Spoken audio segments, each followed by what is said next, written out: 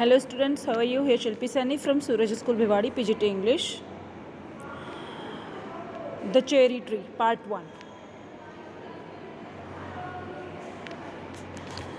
Read the first part of the story by Ruskin Bond about a boy who discovers the joy of planting a tree and watching it grow. ये story Ruskin bond की जो कि आप पढ़ोगे आपको ये पढ़ के अच्छा लगेगा कि किस तरीके से एक बच्चे को ट्री प्लांटेशन में काफ़ी अच्छा लगता है, वो इन्जॉय करता है इस चीज़ को। अब हम इसको स्टार्ट करते हैं। One day when Rakesh was 6 he worked from the Mussoorie bazaar eating cherries. Okay, तो राकेश जो है जब वो 6 ईयर ओल्ड था तो वो मैसूर बाज़ार से चेरी खाते हुए आ रहा था। They were a little sweet a little sour, वो जो है थोड़ी सी स्वीट थी और थोड़ी सी सोर थी। चेरीज स्मॉल थी, ब्राइट थी और रेड चेरी थी। Which had come all the way from the Kashmir valley, जो कि कश्मीर की वैली से आती है ये।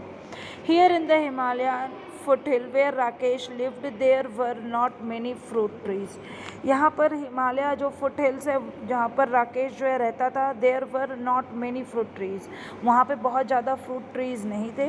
The soil was stony and the dry cold wind stunned the growth of the most plant, और जो वहाँ की स्टोन थी वो काफ़ी ज़्यादा स्टोनी थी और वहाँ की जो ड्राई कोल्ड विंड थी, स्टोनी मतलब पथरीली पत्थर जैसी थी, और जो विंड थी वो स्टंड मतलब प्रिवेंट द नॉर्मल ग्रोथ, यानी कि ग्रोथ नहीं हो पाती थी प्रॉपर तरीके से प्लांट की। But on the more sheltered slopes there were forest of oak and deodar, लेकिन जहाँ पर ज़्यादा शेल्टर्ड स्लोप्स थी, शेल्टर्ड मतलब एक तरीके से क्या होता है, शेल्टर्ड का मतलब शरण होता है, place protected from bad weather, जहाँ पर बुरा वेदर प्रभाव ना डालता हो। तो इस तरह का जो एरिया था स्लोपी टाइप का, वहाँ पर फॉरेस्ट था जहाँ पर ओक और डेकोडर नाम के ये 2 ट्रीज थे वहाँ पे। Rakesh lived with his grandfather on the outskirts of Mussoorie, और राकेश जो है वो कहाँ रहता था, ग्रैंडफादर के पास रहता था, उसके आउटस्कर्ट्स यानी कि बाहरी एरिए पर। आउटस्कर्ट्स मतलब outer part of the town और सिटी, तो दूसरे बाहर के साइड में रहता था मैसूर के। Just when the forest begin, जब फॉरेस्ट आपका शुरू होता है। Grandfather was a retired forest ranger, वो एक रिटायर्ड फॉरेस्ट रेंजर थे, मतलब वो रिटायर हो चुके थे। He had a little cottage outside the town, और उनकी जो कॉटेज थी वो बहुत छोटी सी थी जो कि टाउन के बाहर थी। Rakesh was on his way from home from school when he bought the cherries, और राकेश जो है जब चेरी खरीदा था तो वो अपने स्कूल से घर के रास्ते में था।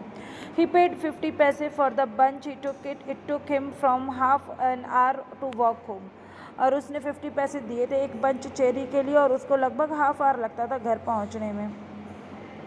And by the time he reach the cottage they were only 3 cherries left, और जब वो कॉटेज पहुंचा, अपने घर पहुंचा, तो वहाँ पर सिर्फ 3 ही चेरीज थी जो बची थी।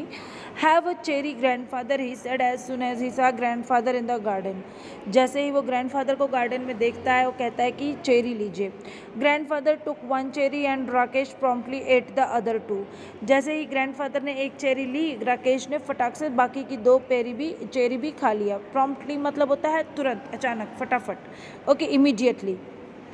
He kept the last seed in his mouth for some time, rolling it round and round on his tongue and until all the tang had gone. और टैंग मतलब क्या होता है, उसका टेस्ट जो है, स्ट्रॉन्ग टेस्ट या फ्लेवर। तो वो अपने मुंह में सीड को तब तक रखता है जब तक कि उसका टेस्ट वहाँ से चला नहीं जाता। Then he place the seed on the palm of his hand and studied it, और अपने हाथ में वो जो है सीड को रख करके उसको स्टडी करता है। Are cherry seed lucky, ask Rakesh, Rakesh पूछता है क्या चेरी सीड लकी है, इस बारे में वो उनसे पूछता है। फिर आगे देखिए। Of course nothing is lucky if you put it away. If you want luck you must put it to some use. कहता है बेशक कोई भी चीज़ ख़राब तभी हो सकती है जब आप उसको दूर रखोगे, लेकिन जब आप किसी चीज़ को काम में लेते रहोगे, यूज़ करते रहोगे, तो वो चीज़ लकी होगी। What I do with the seed, मैं सीड के साथ क्या करूँ? Plant it. फादर कहते हैं ग्रैंडफादर प्लांट करो। So Rakesh found a small spade and began to dig up a flower bed. तो इसलिए वो एक छोटा सा स्पेड फावड़ा लेकर के वो जो है एक फ्लावर बेड यानी कि एक तरीके से क्यारी खोदना शुरू कर देता है। Hey not there said grandfather, I have sown mustard in the bed. कहता है यहाँ मत करो क्योंकि यहाँ पर मैंने मस्टर्ड सीड लगा रखे हैं इस क्यारी में। Plant it in that shady corner where it won't be disturb. इसको उस एरिया में करो जहाँ पर ये परेशान ना हो, जिसको कोई डिस्टर्बेंस ना हो, उस शेडी कॉर्नर में करो। Rakesh went to a corner of the garden where the earth was soft and yielding. वो कॉर्नर में चला जाता है गार्डन के जहाँ पर अर्थ जो है काफ़ी सॉफ्ट है और यील्डिंग है। यील्डिंग मतलब ज़्यादा हार्ड नहीं है, सॉफ्ट है, स्मूथ है। He did not have to dig, उसे खोदना नहीं पड़ा। He pressed the seed into the soil with his thumb and it went right in। और वो जो है उसको प्रेस करता है सीड को, और जो है उसको अच्छे से प्रेस कर देता है, वो आराम से उसमें चली जाती है। Then he had his lunch and ran off to play cricket with his friends। और तब वो लंच करता है और उसके बाद वो क्रिकेट खेलने के लिए जो है इधर उधर अपने फ्रेंड्स के साथ चला जाता है। And forgot all about the cherry seed, और फिर वो उन सब चेरी सीड के बारे में भूल जाता है। When it was winter in the hills, a cold wind blew down from the snow and went woo woo woo in the deodar trees।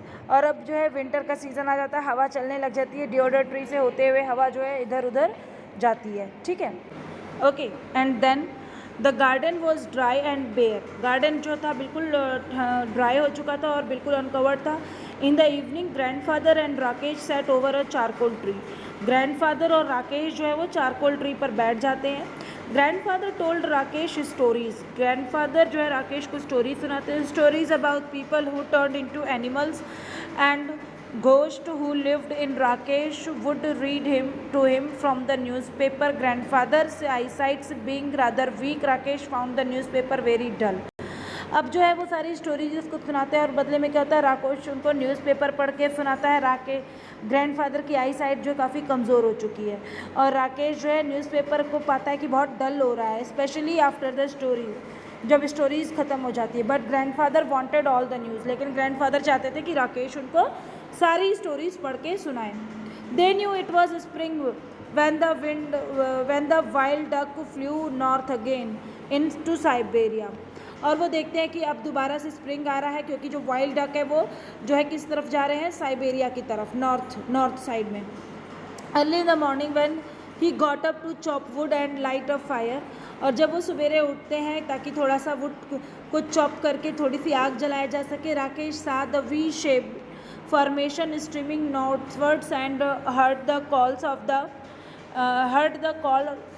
the bird clearly through the thin mountain air। और फिर राकेश उठता है तो वो ये महसूस करता है, फॉर्मेशन मतलब एक तरीके का पैटर्न, तो वी शेप का पैटर्न बनाकर, स्ट्रीमिंग मतलब बड़ी संख्या में बर्ड्स जो है वो उड़ते हुए जा रही थी। ठीक है, और वो उनकी आवाज़ को सुनता है। ठीक है, और उस हवा भी माउंटेन एयर के बीच में से वो उनकी आवाज़ को सुनता है।